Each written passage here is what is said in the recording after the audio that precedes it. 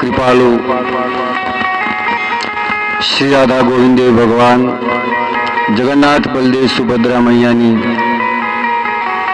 पवन पवित्र सानिध्य में આપણે અહીંયા શ્રી ગરુડ પુરાણ શ્રવણ કરી રહ્યા છીએ। ત્યારે આજે ગરુડ પુરાણની અંદર સૌ પ્રથમ નૈમિષારણ્યના 88,000 ઋષિ મુનિ એ પ્રશ્ન કરે છે। 12 પ્રશ્નો એ લોકોએ પૂછ્યા છે। આજે આપણે 12 પ્રશ્ન લઈશું અને गुरु विषय पण चर्चा करीशुं कि गुरु केवा होवा जोईए। प्रथम श्लोक छे नारायणं नमस्कृत्यं नरं चैव नरोत्तमं देवीं सरस्वतीं व्यासं ततो जयमुदीरयेत्। कथा करता तो आवड़ती नहीं, परंतु भगवाननी कृपाथी गुरुनी कृपाथी जे पण અહીંથી બોલીશું તૂટેલી ફૂટેલી વાણીથી કઈ ત્રુટી રહી જાય તો ક્ષમા કરજો। તો ભગવાન વેદવ્યાસજી નારાયણમ નમસ્કૃત્યમ નારાયણને પ્રણામ કરે છે, સરસ્વતીને પ્રણામ કરે છે અને ભગવાન શ્રી રાધા કૃષ્ણને પ્રણામ કરે છે।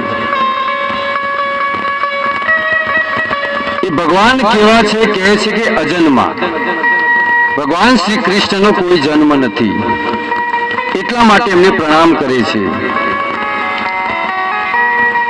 भगवान ने क्यारे जन्म थतो नहीं, क्यारे वृद्धावस्था नहीं आवती, क्यारे एमना शरीरनी अंदर कोई रोग पण नहीं आवतो। जो विशुद्ध छे अनादि काल छे एमनो कोई कारण नहीं। एवा भगवान श्री कृष्ण श्री ब्रह्मा जी कहे छे ईश्वर परम कृष्ण सच्चिदानंद विग्रह अनादि आदि गोविंद सर्व कारणम कारणम। जे भगवान अनादि काल थी छे, जे बधाना कारण छे, पण कृष्ण नु कोई कारण नहीं। साधारण समाजनी अंदर संसारनी अंदर जोवामां आवे छे बहु ऊंडी रहस्यनी वात छे, बहु ऊंडी शास्त्रनी वात छे। घणा लोको एम कहता होय छे कि भगवान श्री विष्णुना ज अंश छे, एमना ज अवतार छे, पण अहींया ब्रह्माजी कही रह्या छे कृष्णस्तु भगवान स्वयं। भगवान बधाना कारण छे कृष्ण, पण कृष्णनुं कोई कारण नथी। जेमनुं शरीर केवुं छे सच्चिदानंद सत चित અને આનંદથી બનેલું છે। આપણો જે આત્મા છે એનું પણ સ્વરૂપ એ જ છે સત ચિત અને આનંદ, પણ ભગવાન વિભુ છે, આપણે અણુ છીએ। બહુ સુંદર આચાર્ય ઉદાહરણ આપે છે કે જેવી રીતે એક સમુદ્ર હોય અને સમુદ્રમાંથી એક બૂંદ પાણી લેવામાં આવે અને એની જો લેબોરેટરી કરવામાં આવે તો એના જ એક ક્ષાર છે અને આખા સમુદ્રના પણ એક ક્ષાર છે। फर्क ये छे कि समुद्र ए विशाल छे अने एक बूंद ए बूंद छे। तो एवा भगवान ना आपणे अंश छीए, जेमनुं शरीर छे सतचित अने आनंद, बधाना कारण छे। भगवान ज्यारे अहींया जन्म लईने आवे छे त्यारे भगवान अर्जुन ने कहे छे कि अर्जुन संसारना लोको मने एम कहे छे कि हूँ मनुष्य छुं, दरेक लोको मने एक साधारण मनुष्यना रूपे माने छे। એટલે તો તમે જો ગીતાની અંદર ભગવાને ક્યારે શ્રી કૃષ્ણ ઉવાચે ક્યાંય નથી। આખી ગીતા જો અંદર કોઈ જગ્યાએ કૃષ્ણ ઉવાચ નહીં હોય, ભગવાન ઉવાચ હશે। કદાચ જો કૃષ્ણ ઉવાચ લખ્યું હોત તો આ સંસારના લોકો પ્રશ્ન ઉઠાવત કે તો પછી ભગવાન કોણ છે? आ तो कृष्ण बोल्या छे तो भगवान कोण छे? एटले गीतानी अंदर भगवान उवाचन लखवामां आव्युं छे એટલા માટે કે સંસારમાં કોઈ પ્રશ્ન ન થાય। ગીતા બોલ્યા છે ભગવાન શ્રી કૃષ્ણ અર્જુનને સંભળાવી રહ્યા છે, વારંવાર કહે છે કે અર્જુન હું જ છું બધું, એટલે આગળ જતા કોઈને પ્રશ્ન ન થાય કે ભગવાન કોણ છે. તો અર્જુન, મારા જન્મ કર્મ ને બધા દિવ્ય છે. જન્મ કર્મ છે દિવ્યમ યો વેતિ તત્વત. હે અર્જુન, હું આવું છું સાધારણ મનુષ્યના રૂપમાં, પણ મારા જન્મ અને કર્મ બહુ દિવ્ય છે. એક સાધારણ મનુષ્યના જેવા નથી હોતા, એક દિવ્ય હોય છે. અને જો એ મારા જન્મ અને કર્મને કોઈ વ્યક્તિ જાણી લે, એને કોઈ તત્વથી જો કોઈ જાણે, તો કહે છે ત્યક્તા દેહ પુનર્જન્મ નેતિ મામેતિ સો અર્જુન. જો કોઈ મને જાણી લે તો ફરીથી આ જન્મમાં ક્યાંય આ પૃથ્વી પર ક્યારેય નથી આવતો. એને જન્મ મરણના ફેરા ટળી જાય છે. આવા ભગવાન શ્રી કૃષ્ણ એમને પ્રણામ કરે છે. કોણ પ્રણામ કરે છે? વેદ વ્યાસજી પ્રણામ કરી રહ્યા છે.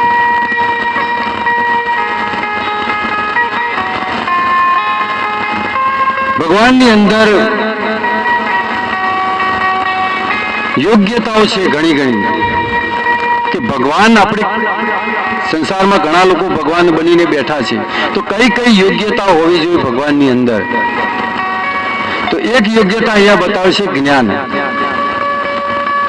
જ્ઞાન સંસારની અંદર આ શાસ્ત્રોમાં, આ ગીતા ભાગવતની અંદર જેટલું પણ જ્ઞાન છે એ સૌ પ્રથમ કોણ બોલ્યા છે? કૃષ્ણ બોલ્યા છે. અર્જુનને કીધું હતું ને કે અર્જુન, હું કરોડો વર્ષો પહેલા ઇમમ વિવસ્વતે યોગમ પ્રોક્તવાન હમમ વ્યયમ, આ જ્ઞાન હું કરોડો વર્ષો પહેલા હું અર્જુનને આપ્યું હતું. તો એ જ્ઞાન આપવાવાળા ભગવાન શ્રી કૃષ્ણ છે. બુદ્ધિ, જ્ઞાન, ક્ષમા, સત્યતા, દુઃખ, સુખ, ભગવાન કે છે બધું મારા અંદરથી હું જ આપું છું મનુષ્યને. તો એવા ભગવાન શ્રી કૃષ્ણ વિશે જાણવા માટે નૈમિષારણ્યના 88,000 ઋષિ મુનિઓએ સૂત ગોસ્વામીને પૂછે છે કે હે સૂતજી, આપ બધું જ જાણો છો, સર્વ શાસ્ત્ર જાણો છો, બધી ઉપનિષદો તમે જાણો છો, માટે અમે તમને પૂછી રહ્યા છીએ કે 12 પ્રશ્ન કર્યા. એમાં સૌથી પહેલો પ્રશ્ન, બધા દેવતાઓમાં સર્વશ્રેષ્ઠ દેવતા કોણ છે? નૈમિષારણ્યના ઋષિ મુનિઓને ખબર હતી કે ભગવાન કોણ છે. એ કોઈ સાધારણ વ્યક્તિ નહોતા આપણા જેવા. એ દરેક શાસ્ત્રમાં વેદોને જાણનારા હતા. છતાં પણ એ પ્રશ્ન કોની માટે કરે છે? એ આપણા જેવા આ કળિયુગના બદ્ધ જીવો માટે કરી રહ્યા છે, કે ભવિષ્યની અંદર ઝઘડો ન થાય કે ભગવાન કોણ છે. તો હે સૂત ગોસ્વામી, અમને બતાવો કે બધા દેવતાઓમાં સર્વશ્રેષ્ઠ દેવતા કોણ છે? આ પહેલો પ્રશ્ન. બીજો પ્રશ્ન એ છે કે ભગવાન કોણ છે? ત્રીજો પ્રશ્ન એ છે કોની પૂજા કરવી જોઈએ? ચોથો પ્રશ્ન છે ધ્યાન કોનું કરવું જોઈએ? પાંચમો પ્રશ્ન છે આ જગતની રચના કોણે કરી છે? છઠ્ઠો પ્રશ્ન છે પાલન કોણ કરી રહ્યું છે આ સંસારનું? સાતમો પ્રશ્ન છે સંહાર કોણ કરે છે? આઠમો પ્રશ્ન કોના દ્વારા ધર્મ પ્રવર્તિત થઈ રહ્યો છે? નવમો પ્રશ્ન તેમનું સ્વરૂપ કેવું છે? આજે લોકો નિરાકાર માને છે, એટલે ઋષિ મુનિઓ પૂછી રહ્યા છે કે એમનું સ્વરૂપ કેવું છે, કયા યોગ દ્વારા એમને પ્રાપ્ત કરી શકાય, અને એ ભગવાનની વંશ વેલા કેવી છે, વંશ પરંપરા કેવી છે એમની. આવી રીતે 12 પ્રશ્નો એ લોકોએ પૂછ્યા. આપણને ક્યારેય આવા પ્રશ્ન થયા નહીં, કોઈને જ નહીં થયા હોય આવા પ્રશ્ન. આ 12 પ્રશ્ન છે. એક બીજા 6 પ્રશ્ન છે કે હું કોણ છું, હું ક્યાંથી આવ્યો છું, ભગવાન સાથે મારો સંબંધ શું છે, હું શું, શા માટે હું દુઃખી છું, અને આ જે દુઃખ પડી રહ્યા છે એનો કોઈ અંત ખરો? 6 પ્રશ્ન બીજા પણ છે. અને જો આવા પ્રશ્ન થાય આપણા હૃદયની અંદર, આપણા મનની અંદર, તો સુત ગોસ્વામી કહે છે કે એ મનુષ્ય કહેવાને લાયક છે. આ પ્રશ્ન થવા જોઈએ આપણા અંદર કે હું કોણ છું, ક્યાંથી આવ્યો છું, ક્યાં જવાનું છે મારે. તો આવા 12 પ્રશ્નો નૈમિષારણ્યના 88,000 ઋષિએ પૂછ્યા. તો 12 પ્રશ્ન આપણે સંક્ષિપ્તમાં લેશું.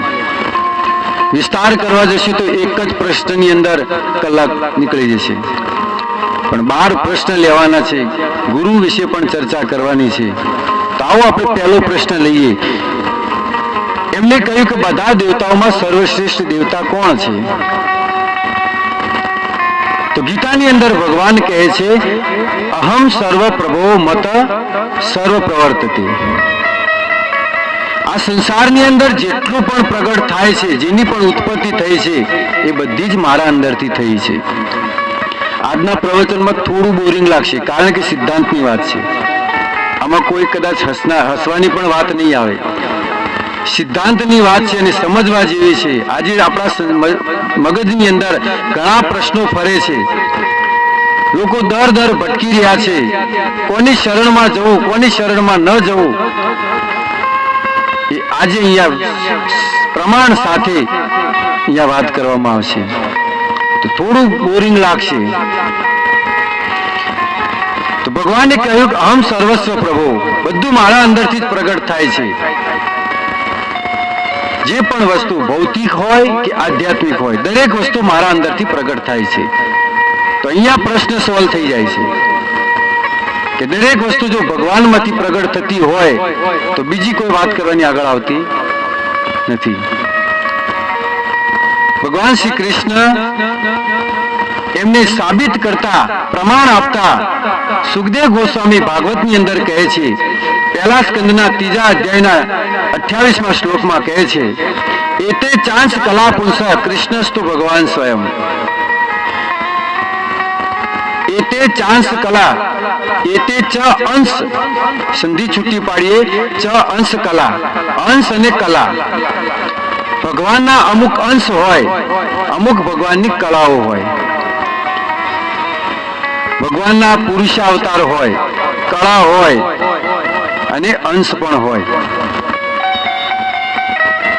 તો એ કોનામાંથી નીકળ્યા છે? ભગવાન શ્રી કૃષ્ણમાંથી. એતે ચાંસ કલા પુંસા કૃષ્ણસ્તુ ભગવાન સ્વયં. સુખદેવ ગોસ્વામી કહી રહ્યા છે કે માત્ર જો કોઈ ભગવાન હોય તો એક જ છે શ્રી કૃષ્ણ. હા, એમના જે અવતાર છે, રામ છે, વરાહ છે, એમની આપણે પૂજા સાધના કરી શકીએ, પણ જે મૂળ સ્ત્રોત કહેવાય, જે મૂળ સ્ત્રોત, એ છે ભગવાન શ્રી કૃષ્ણ. કૃષ્ણથી આદિ અનાદિ કોઈ નથી. કૃષ્ણ જ બધાના આદિ છે અને એમનું કારણ કોઈ નથી. ત્યારે એક પ્રશ્ન એ થાય, તો ભગવાન કેવા છે? ભગવાનનું કોઈ રૂપ ખરું? પ્રમાણ આપતા બ્રહ્માજી કહે છે બ્રહ્મ સંહિતાની અંદર, વેણું કરંતમરવિંદ દલાયતાક્ષમ બર્હાવતં સમસિતાંબુજ સુંદરાંગમ કંદર્પકોટિકમનીય વિશેષ શોભમ ગોવિંદમાદિપુરુષમ તમહં ભજામિ. કેવા છે ભગવાન? વેણું કાંતમરવિંદ દલાયતાક્ષ. ભગવાનના હાથમાં સુંદર વાંસળી છે. ભગવાનની જે આંખો છે એ કમળની પાંખડી જેવી છે. ભગવાનના મસ્તકની અંદર મોર પીંછ બિરાજે છે. ભગવાનના અંગો જે છે એ વાદળના રંગ જે ઘનશ્યામ હોય એવો એમનું સ્વરૂપ છે, એમનું રૂપ છે. અને કરોડો કામદેવો જેમની પાછળ લટ્ટુ થઈને ફરે છે, એવા ભગવાન શ્રી કૃષ્ણનું સૌંદર્ય છે. એવા આદિ પુરુષ ભગવાનનું હું ભજન કરું છું. આ કોણ કહે છે? બ્રહ્માજી કહી રહ્યા છે. બ્રહ્માજી કોણ છે? આ સૃષ્ટિની રચના કરનાર બ્રહ્માજી છે. તો એ બ્રહ્માજી પ્રમાણ આપે છે કે ભગવાન આવા છે. આ પહેલો પ્રશ્ન સોલ્વ થયો. અહીંયા ભગવાન કેવા છે? સુંદર છે.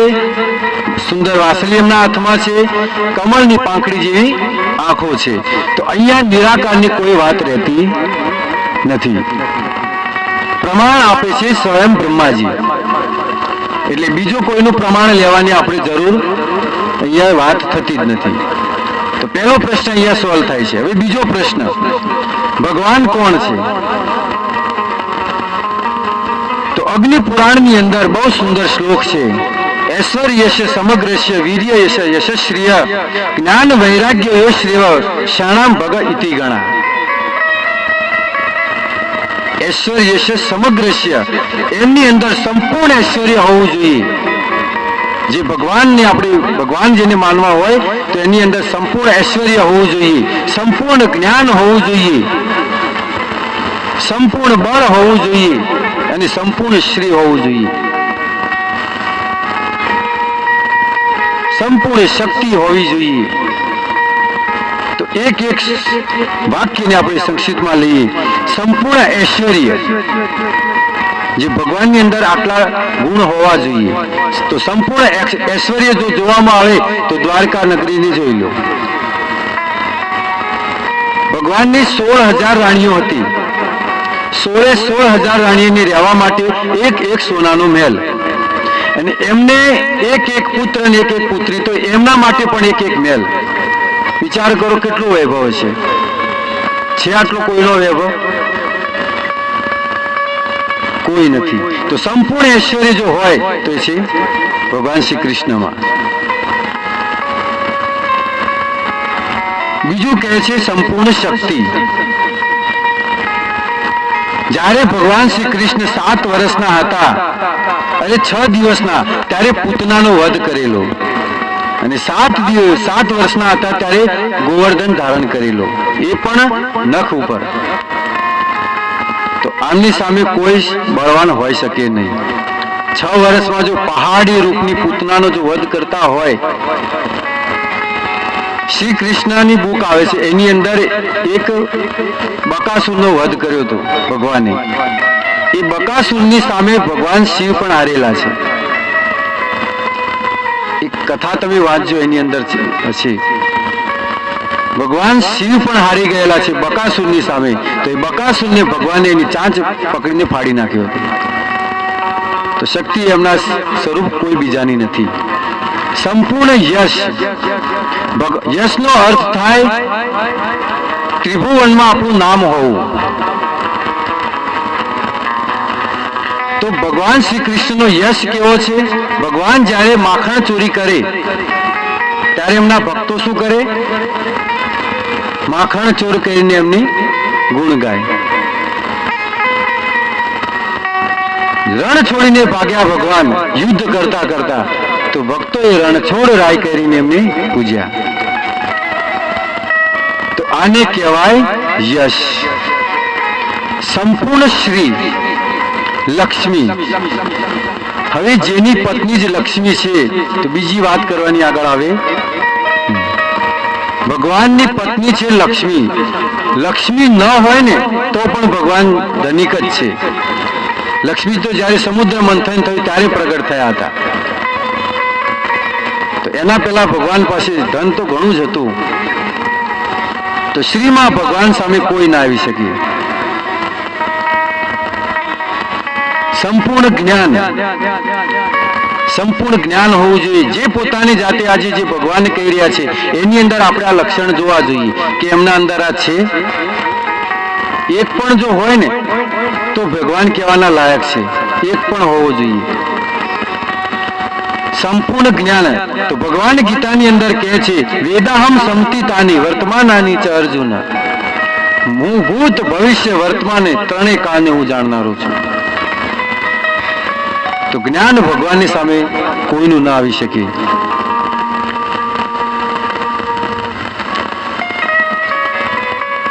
તુલસીદાસજી રામાયણની અંદર બહુ સુંદર એક ચોપાઈ ગાય છે. જાકે વેદ શ્વાસ સુતિચારી. ભગવાનના એક શ્વાસમાંથી વેદોની ધ્વનિ નીકળે છે. જે ભગવાનના શ્વાસમાં જો વેદ નીકળતા હોય તો આ સંસારમાં જેટલું પણ જ્ઞાન છે ને એ વેદનું છે. વેદની બહારનું કોઈ જ્ઞાન નથી, અને એ વેદ ભગવાનના શ્વાસમાંથી નીકળે છે. તો સંપૂર્ણ જ્ઞાન ભગવાન શ્રી કૃષ્ણમાં છે, બીજા કોઈનામાં નથી.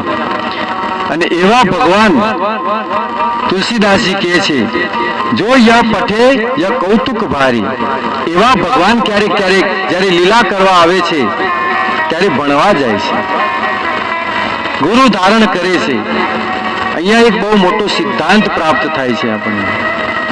ભગવાન સ્વયં પણ જો અહીંયા આવ્યા તો એમને પણ ગુરુ બનાવ્યા હતા. આપણને એ વાત શીખવે છે કે દરેક વ્યક્તિ ગુરુ ધારણ કરવા જોઈએ. ગુરુ બિન જ્ઞાન ન હોય. ગુરુ વગર ક્યારેક જ્ઞાન ન થાય. ઘણા લોકો કહે છે કે અમે તો ડાયરેક્ટ પહોંચી જઈશું. આ દલાલની શું જરૂર છે અમારે? આવા શબ્દો વાપરે છે ગુરુની પ્રત્યે. પણ મૂર્ખ છે સંસાર. જ્યારે ભગવાનની તમે ભક્તિની ઈચ્છા કરો ને હૃદયમાં કે મારે ભક્તિ કરવી છે ભગવાનની, તો સૌથી પહેલા ભગવાનની કૃપા એ થાય કે તમને કોઈ સદગુરુ મળે. આ ભગવાનની પહેલી કૃપા છે કે એને સદગુરુ મળે. અને સદગુરુના શરણમાં ગયા પછી જ ભગવાન કેવા છે, ભગવાનની ભક્તિ કેવી રીતે થાય, પછી જ જ્ઞાન થાય. તો સંપૂર્ણ જ્ઞાન, સંપૂર્ણ ઐશ્વર્ય, સંપૂર્ણ શ્રી, સંપૂર્ણ યશ કોના અંદર છે? માત્ર એક ભગવાન શ્રી કૃષ્ણમાં છે, અન્ય કોઈમાં નથી. સંપૂર્ણ વૈરાગ્ય પણ ભગવાન શ્રી કૃષ્ણમાં છે. પોતાના પ્રાણ કરતા પણ ગોપીઓને ભગવાન શ્રી કૃષ્ણ પ્રેમ કરતા હતા. પણ જ્યારે બ્રજ છોડીને ગયા, ફરી પાછા ફરીને જોયું નથી. આને કહેવાય વૈરાગ્ય. ઘણા ગામમાં વૈરાગ્ય લેતા હોય કે હવે ઘર બર છોડીને નીકળી જ જવું છે. પછી ગામના ઝાપે જાય ને પછી યાદ આવે કે કપડાં ધોશે કોણ, જમવાનું કોણ બનાવીને આવશે. પછી ભાઈ વિચારો પાછો ખેંચી લે, ઘરે આવી જાય ત્યારે ઘરના ધર્મપતિ કે કેમ તમે તો વૈરાગી થઈને નીકળ્યા હતા ને? એટલે પાછા એમ ના કે હું આ માટે હું પાછો આવ્યો છું. વાત એમ કરે કે હું તારું મોઢું જોઈને પાછો નથી આવ્યો. આ નાના નાના છોકરાઓ છે ને એમનું મોઢું જોઈને પાછો આવ્યો છું. બાકી તારું મોઢું જોઈને કોણ પાછો આવે? પણ મૂળ વાત ના કરે કે હું શું કામ પાછો આવ્યો છું. એટલે વૈરાગ્ય, મરકટ વૈરાગ્ય. ઘણા લોકો વૈરાગ્ય લઈ લઈને જાય છે. ઘર છોડી દે, પુત્ર છોડી દે, પત્ની છોડી દે, સમાજ છોડી દે, આ સંસાર છોડીને જાય, પણ એક બીડી ના છૂટે. એક બીડીના ગુલામ થઈને બેઠા હોય. ગાંજો ના છૂટે. ભગવો ધારણ કરી લીધો હોય, મોટી મોટી જટા કરી હોય, પણ એક સાંજ પડે એટલે ગાંજો જોઈએ. ગાંજાના ગુલામ. ભક્તો, હું થોડુંક ક્ષમા કરજો, હું થોડું મારે જે સત્ય હોય એવું કહેવા માંગુ જ છું, અને હું કહી જ દઉં છું. કારણ કે જ્યાં સુધી આ વસ્તુની ખબર નહીં પડે ને ત્યાં સુધી આપણે જન્મ સુધી ભટકતા રહેશું. તો સંપૂર્ણ વૈરાગ્ય ભગવાન શ્રી કૃષ્ણમાં છે. જે પ્રાણ પ્રિયતમાઓને છોડીને જ્યારે વ્રજમાંથી નીકળી ગયા, પાછા ફરીને ક્યારેય નથી આવ્યા. આને કહેવાય વૈરાગ્ય. આ થયો બીજો પ્રશ્ન સોલ્વ. હવે ત્રીજો પ્રશ્ન, પૂજા કોની કરવી? ત્યારે ભાગવતમાં એક શ્લોક છે, યસ્મિન આરાધ્યતે વિષ્ણુ વિશ્વ આરાધતિમ ભવેત તુષ્ટે ચરાચરમ તુષ્ટમ સર્વદેવ મય હરિ. આરાધના કરવામાં જો કોઈ હોય તો છે શ્રી હરિ. અન્ય કોઈની આરાધના કરવાની જરૂર નથી. ભગવાન શ્રી કૃષ્ણ મૂળ છે. આપણે જ્યારે કોઈ ઝાડ વાવીએ તો પાણી મૂળમાં નાખીએ. મૂળમાં નાખવાથી દરેક જગ્યાએ પાંદડે પાણી પહોંચી જાય. તો એવી રીતે ભગવાન શ્રી કૃષ્ણ મૂળ છે. મારો કહેવાનો ભાવ એ નથી કે આપણા ઘરે જે પણ દેવી દેવતા હોય, આપણા કુળદેવી, એમને પૂજવાની હું ના નથી કરતો. બધાની તમે પૂજા કરો, બધું જ કરો, પણ હૃદય જે છે ને એ શ્રી કૃષ્ણને આપવું જોઈએ. જેવી રીતે એક વિવાહિત પત્ની પોતાના દિયરની પણ સેવા કરે, સસરાની સેવા કરે, સાસુની સેવા કરે, નણંદની પણ સેવા કરે, પણ એનું દિલ કોને આપેલું હોય? એના પતિને આપેલું હોય. એવી રીતે આપણે દરેકની માન બધાનું રાખવાનું છે. કોઈની અવગણના નથી કરવાની, પણ આપણું જે હૃદય, મન જે છે એ ભગવાન શ્રી કૃષ્ણને આપવાનું છે. અને દરેક દેવી દેવતાઓ પાસે એક જ જેવી વસ્તુ માંગવાની કે હે પ્રભુ, હે માં, મારું હૃદય મારું મન હંમેશા કૃષ્ણના ચરણોમાં લાગેલું રહે એવી કૃપા કરજો. બસ અન્ય મારે કાંઈ નથી જોઈતું. જેને કૃષ્ણ મળે એની બીજી શું વસ્તુની જરૂર હોય? અરે ધ્રુવ મહારાજ રાજપાટ લેવા માટે ગયા હતા, પણ જ્યારે ભગવાન પ્રસન્ન થયા ત્યારે એમણે શું કહ્યું કે પ્રભુ, હું તો કાચના ટુકડા માટે નીકળ્યો હતો, પણ મને તો મળી ગઈ. બીજું શું જોઈએ મારે? ભગવાનના તપસ્યા, ભગવાનની ભક્તિ જ ભગવાનને પ્રાપ્ત કરવાની હોય. ભગવાન પાસે જ્યારે આપણે જઈને માંગીએ ને ત્યારે ભગવાન પાસે નહીં માંગવાનું, ભગવાનને જ માંગી લેવાનું. प्रभु हमें आपसे कुछ नहीं चाहिए, बस आप ही हमको चाहिए. તમે જ જોઈએ છે, મારે બીજું કાંઈ નથી જોઈતું. તો સંપૂર્ણ વૈરાગ્ય એમના અંદર છે. તો પૂજા કોની કરવી જોઈએ? ત્યારે કીધું શ્રી હરિની પૂજા કરવી જોઈએ, કારણ કે બધાના દેવતા ભગવાન શ્રી હરિ છે. ચોથો પ્રશ્ન છે ધ્યાન કોનું કરવું જોઈએ? તો કળિયુગની અંદર ધ્યાન સંભવ નથી. હું સ્પષ્ટ કહી દઈશ, કળિયુગની અંદર કોઈ એમ કહેતો હોય કે હું ધ્યાન કરું તો સંભવ જ નથી, ન થઈ શકે. કારણ કે આપણે દિવસની અંદર જે કામ કર્યું હોય, સિરિયલ જોઈ હોય અને એ બધું જોઈને પછી આપણે ધ્યાન કરવા બેસીએ એટલે કોનું ધ્યાન કરતા હોય? જેઠાલાલની સિરિયલ જોઈને બેઠા હોય તો જેઠાલાલ દયાબેન જ આવે ધ્યાનમાં, બીજું કોઈ ન આવે. આ સ્પષ્ટ વાત છે. કળિયુગની અંદર ધ્યાન, તપ આ બધી ના જ પાડી છે. કોઈ ન કરી શકે. કોણ કરી શકે તપસ્યા? એક દિવસ જો હવનમાં બેસવું પડે તો કેટલી તકલીફ પડે છે. અને એ પણ બ્રાહ્મણને કહીએ, ભૂદેવ થોડી વાર આટો મારી આવું, હમણાં થોડી રજા પાડો 10 મિનિટ. કેટલું ગરમી લાગે છે હવનની. તપસ્યા સંભવ નથી, ધ્યાન સંભવ નથી. તો પાંચમો પ્રશ્ન લઈએ, આ જગતની રચના કોની કરી છે? તો સ્વયં બ્રહ્માજી કહે છે, શ્રીજામે તન્મી યુક્તો હરમ તો ધ્વસ. હું ભગવાન શ્રી કૃષ્ણ આદેશથી હું આ સંસારની રચના કરું છું. આ બ્રહ્માજીએ કહ્યું. તો પાંચમો પ્રશ્ન સોલ્વ. છઠ્ઠો પ્રશ્ન, પાલન કોણ કરે છે? તો ભગવાન શ્રી કૃષ્ણ પાલન કરે છે. વિષ્ણુ પાલન કરે છે. સંહાર કોણ કરે છે? તો ભગવાન શિવ કહે છે કે હું ભગવાન શ્રી કૃષ્ણના આદેશથી આ સંસારનો પ્રલય લાવું છું, સંસારનો સંહાર કરું છું. આઠમો પ્રશ્ન, કોના દ્વારા ધર્મ પ્રવર્તિત થઈ રહ્યો છે? ત્યારે યમદૂતોને પ્રશ્ન પૂછ્યો હતો વિષ્ણુ દૂતોએ કે ધર્મની વ્યાખ્યા કરો. ત્યારે લોકો કહે છે ધર્મ તો સાક્ષાત ભગવત પ્રણીતમ. ધર્મ એ જ છે જે ભગવાન કહે, બીજો કોઈ ધર્મ નથી. તો આ થયો આઠમો પ્રશ્ન સોલ્વ. નવમો પ્રશ્ન છે કે તેમનું સ્વરૂપ કેવું છે? ભગવાન કેવા દેખાય છે? એક શ્લોક આપણે આગળ લીધો અને એક શ્લોક અત્યારે લઈએ. ત્યારે બ્રહ્માજી કહે છે કે ભગવાનનું સ્વરૂપ વૈકુંઠની અંદર શંખ ચક્ર ગદા પદ્મ ધારણ કરી અને પોતાની સૈયામાં વિરાજમાન હોય છે. બ્રહ્માજી બહુ સુંદર શ્લોક ગાય છે. અંગાનિ યસ્ય સકલેન્દ્રિય વૃત્તિમંતી પશ્યન્તિ પાંતિ કલયંત ચિરંજગંતિ આનંદ ચિન્મ સદુજલ્લ વિગ્રહસ્ય ગોવિંદમાદિ પુરુષમ તમહં ભજામિ. જેનો અપ્રાકૃતિક વિગ્રહ છે, જે ચિન્મય છે, સત છે, એવા શ્રી ભગવાનનું હું ધ્યાન કરું છું, એવા ભગવાન શ્રી કૃષ્ણનું ભજન કરું છું.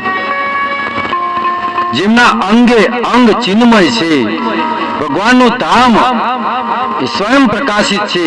ભગવાનના એક ડાબા પગના અંગૂઠામાંથી એમનું જે નખ છે એમાંથી અનંત હજારો કરોડો સૂર્યનો પ્રકાશ નીકળે છે. આવા ભગવાન શ્રી કૃષ્ણ રૂપ છે, સુંદર રૂપ છે. તો ભગવાન નિરાકાર નથી. દરેક વ્યક્તિની અંદર, ગામડાની અંદર આ બહુ મોટું ચાલે છે કે ભગવાન નિરાકાર છે. મૂર્તિ પૂજાનો વિરોધ કરે છે. ઘણા લોકો તો એમ કહે છે કે પથ્થરમાં હોય ભગવાન તો મેં પૂજ્યું પહાડ. શ્રદ્ધા હોય ને તો પહાડમાંથી પથ્થરમાંથી પણ ભગવાન નીકળે. પણ શ્રદ્ધા જ નથી. એટલે શ્રદ્ધા હતી એટલે તો પ્રહલાદ મહારાજે કહ્યું કે આની અંદર, આ થંભની અંદર ભગવાન વિષ્ણુ છે. વિશ્વાસ હતો. અને આપણે આ જ કહેતા ફરવું છે. ભગવાન સામે ઉભા છે ને તોય નહીં ઓળખી શકીએ. કેવી વાત છે કે ભગવાનનું કોઈ સ્વરૂપ નથી. જેને આપણને આટલું સુંદર સ્વરૂપ આવ્યું અને આપણને કે કહેતા જ પણ અચકાતા નથી આજના લોકો કે ભગવાન તો નિરાકાર છે.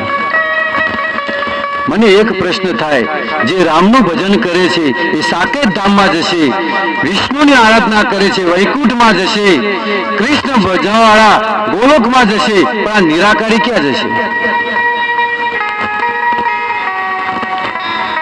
કોઈ છે જ નહીં લોક તો ક્યાં જશે? કઈ નિરાકારનું તો ઘર હોય નહીં. ઘર તો એનું હોય જેનું રૂપ હોય, સ્વરૂપ હોય. નિરાકારી જશે ક્યાં? કેટલી દુર્ભાગ્યની વાત છે. તો અહીંયા બ્રહ્માજી કહે છે કે ભગવાનનું બહુ સુંદર સ્વરૂપ છે. 10મો પ્રશ્ન છે, કયા યોગ દ્વારા એમની પ્રાપ્તિ કરી શકાય? તો એક જ યોગ છે, એ છે ભક્તિ યોગ. બસ બીજા કોઈ યોગ દ્વારા ભગવાનની પ્રાપ્તિ નહીં થઈ શકે. 11મો પ્રશ્ન છે, એમના અવતારો કેટલા છે? ભગવાનના 24 અવતાર છે. અને એક અવતાર જે કલિયુગમાં થશે 4,32,000 વર્ષ પછી, એમાં 5,000 વર્ષ વીત્યા છે, બાકી 4,27 બાકી છે. તો કયા કયા અવતાર છે એ ફટાફટ લઈ લઈએ. પહેલો અવતાર એમને સનત કુમારનો લીધો ભગવાને, જે બ્રહ્માજીના 4 પુત્ર છે. બીજો અવતાર વરાહ અવતાર. ત્રીજો નારદ.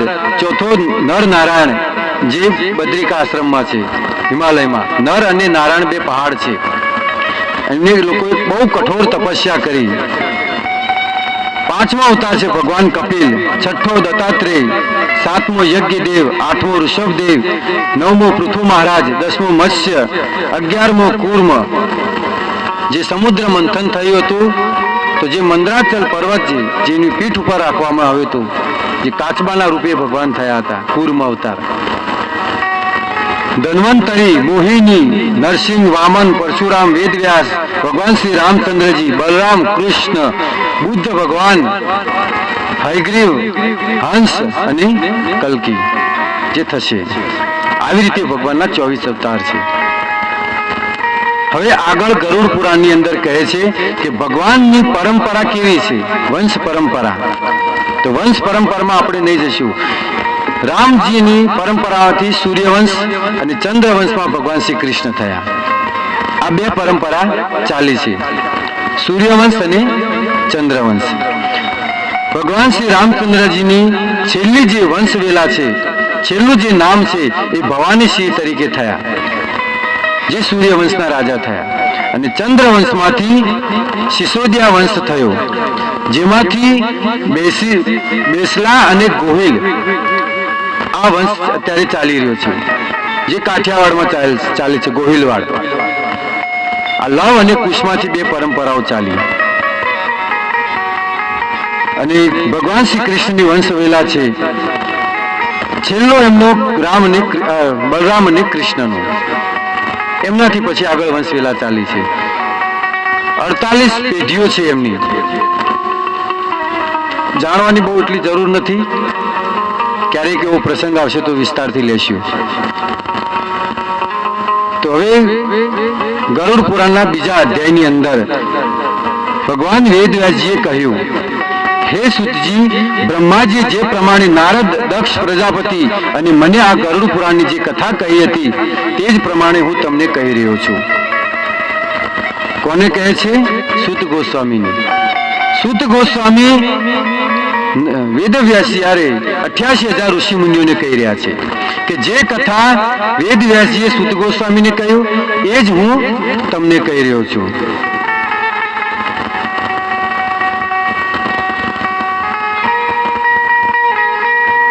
વેદવ્યાસજી કહે છે કે એકવાર નારદ, દક્ષ અને ભૃગુ ઋષિ અને બ્રહ્માજી પાસે અને એમને જઈને અમે કહ્યું કે આ શાસ્ત્રનું અમને સારૂપે જ્ઞાન કહો, ગરુડ પુરાણનું. તો બ્રહ્માજી પ્રાચીન કાળમાં ભગવાન વિષ્ણુએ અન્ય દેવતાઓ સહિત શિવજી અને મને પણ આ જ જ્ઞાન કહ્યું હતું. આ બ્રહ્માજીએ કહ્યું. તો વેદવ્યાસજી ભગવાન ની દેવોની સાથે શિવજીને કઈ રીતે સંભળાવ્યું હતું એ હું તમને કહું છું. બ્રહ્માજી એકવાર ઇન્દ્ર અને અન્ય દેવતાઓને લઈ અને ભગવાન શિવ પાસે ગયા. પરંપરાઓ બધી ઘણી બધી છે. વેદવ્યાસજીએ સુખદેવ ગોસ્વામીને કહ્યું, સુત ગોસ્વામીને કહ્યું, એમને 88,000 ઋષિ મુનિઓએ કહ્યું. પરંપરા ઘણી ચાલે છે. તો બ્રહ્માજી એકવાર દેવતાઓ સાથે ભગવાન શિવ પાસે ગયા અને ભગવાન શિવને કહ્યું કે પ્રભુ, પરમ તત્વનું તમે કોનું ધ્યાન કરો છો? જ્યારે એમની પાસે ગયા તો ભગવાન ધ્યાનમાં બેઠેલા હતા. ત્યારે બ્રહ્માજી જેમને કહ્યું કે તમે કોનું ધ્યાન કરો છો? ત્યારે ભગવાન શિવ કહે છે, હું તો સર્વથા ફળદાયી, સર્વવ્યાપી, સર્વરૂપ, સર્વકામી એવા ભગવાન શ્રી હરિનું ધ્યાન કરું છું. આ ગરુડ પુરાણની અંદર સ્પષ્ટ લખેલું છે. ભગવાન શિવ કોનું ધ્યાનમાં બેસે છે? ભગવાન શ્રી હરિના ધ્યાનમાં બેસે છે.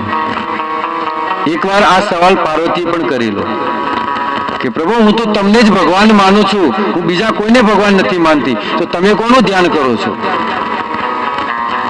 ત્યારે ભગવાન શિવ કહે છે કે ઉમા કહો અનુભવ મેં अपना, સત હરિ ભજન જગત સબ સપના. સંસારમાં જો કોઈ સત્ય હોય તો એ છે હરિનું ભજન, અને એવા શ્રી ભગવાન શ્રી હરિનું ધ્યાન કરું છું. બીજો સવાલ એમને એ પણ કર્યો હતો કે તમારા ગળાની અંદર મુંડમાળા છે, શાની છે? એ કોની પહેરો છો? ત્યારે શિવજી કહ્યું હતું તારી છે. તારી જ બધી ખોપડીઓ છે, તારા આટલા અવતાર થઈ ગયા. કથા બહુ વિસ્તારથી છે. પાર્વતીજી કહ્યું કે કેમ મારા આટલા અવતાર થયા અને તમે કેમ એકના એક છો? ત્યારે ભગવાન શિવ કહે છે કે હું અમર કથાને જાણું છું. તો આ પ્રશ્ન પાર્વતીજી પણ કરેલો કે ભગવાન, હું તો તમને જ માનું છું. ત્યારે શિવજી કહ્યું કે હું તો પરમ તત્વ એવા ભગવાન શ્રી હરિનું ધ્યાન કરું છું. હે પિતામહ, ભગવાન શિવ કહે છે બ્રહ્માજીને, હે પિતામહ. પિતામહનો અર્થ થાય પિતાજી. ભગવાન શિવનું પ્રાગટ્ય ભગવાન શિવ બ્રહ્માજીની ભૃગુટીમાંથી થયેલું છે.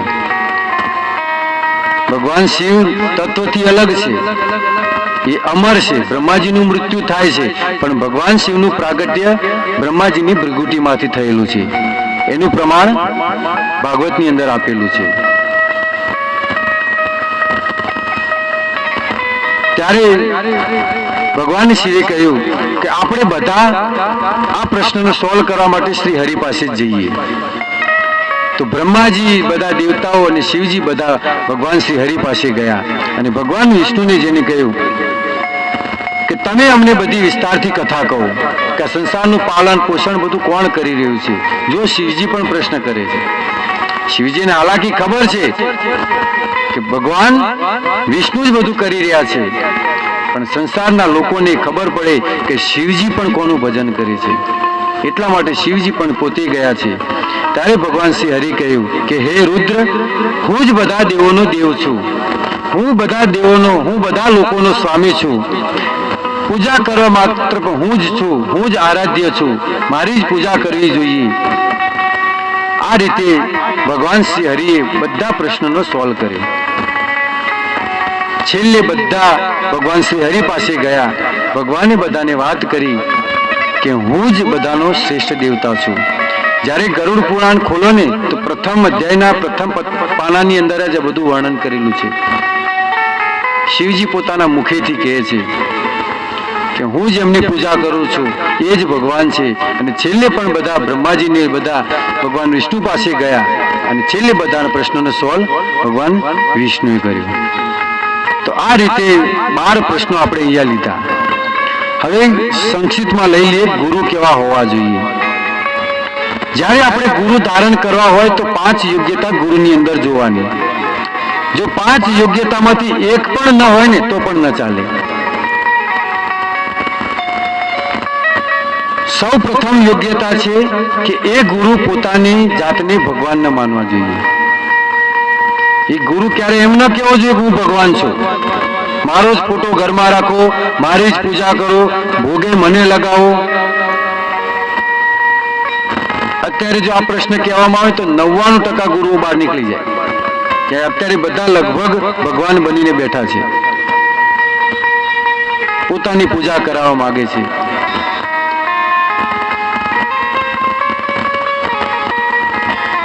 જે બીજું લક્ષણ, જે ભગવાનને તત્વથી જાણતો હોવો જોઈએ. ભગવાન ચૈતન્ય મહાપ્રભુ કહે છે કિબા વિપ્ર કિબા ન્યાસી શુદ્ર કેને નહીં એ કૃષ્ણ તત્વવેતા સેઈ ગુરુ હોય. જે ગુરુ ભગવાનને તત્વથી જાણતો હોય એ ગુરુ બનવાની યોગ્ય છે. ત્રીજી યોગ્યતા છે કે જે વ્યાસપીઠથી તમને કહેતા હોય કે કાંદા લસણ ન ખાવા જોઈએ, માંસ મટન ન ખાવું જોઈએ, પણ પોતાના જીવનમાં કાંઈ આચરણ ના હોય, પોતાને બધું ચાલતું હોય. એક પૌરાણિકની કથા છે. એકવાર એક કથા વ્યાસ કથા કરતા હતા, તો કથાનો છેલ્લો દિવસ હતો અને પોતાની પત્નીને લઈને કથામાં ગયા. તો કથામાં એમને એમ કહ્યું કે કાંદા લસણ ન ખાવા જોઈએ, કારણ કે માંસનો વિકાર છે. જે ડુંગળી છે એ માંસમાંથી બનેલી છે અને લસણ છે એ હાડકામાંથી બનેલું છે, એનું પ્રમાણ પણ છે. જ્યારે ધર્મના 2 પગ કાપ્યા કળયુગે તો એમાંથી કાંદા અને લસણ થયેલું છે. આખલાના બંને પગ છે એટલે તો તમે જુઓ બંનેમાંથી એટલી વાસ આવે છે. અન્ય કોઈ શાકભાજીમાંથી વાસ નહીં આવે જેટલી એમાંથી આવશે. એનો રંગ રૂપ બધું જુઓ માંસ અને હાડકા જેવું જ લાગે. તો પૌરાણિક જે કહ્યું કે કાંદા લસણ ન ખાવા જોઈએ, તો એની પત્નીએ કીધું કે હું તો આટલા ટાઈમથી ખવડાવું છું, હું તો બહુ મોટું પાપ કરી રહી છું.